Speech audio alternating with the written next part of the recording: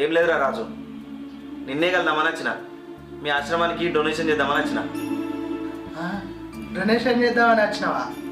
ఎంత చేస్తారు? 1,00,000 రూపాయలు రాయన్నా? ఏ గంట కాదురా, ఒక 50,000 చేద్దామని వచ్చిన. కానీ ఒక కండిషన్ రా. కండిషనా? ఏంటి? మా ఇంటి దగ్గర భవనాలు ఉన్నారు కదా, వాళ్ళు పచ్చళ్ళు తయారు చేస్తాం.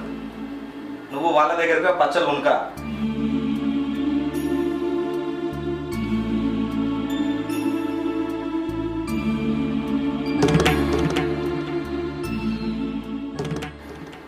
సరేరా.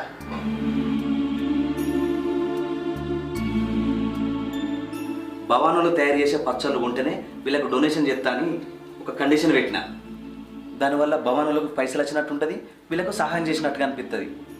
అదే ఆలోచనతో చేసినా కానీ వేరే ఉద్దేశం లేదు సప్న.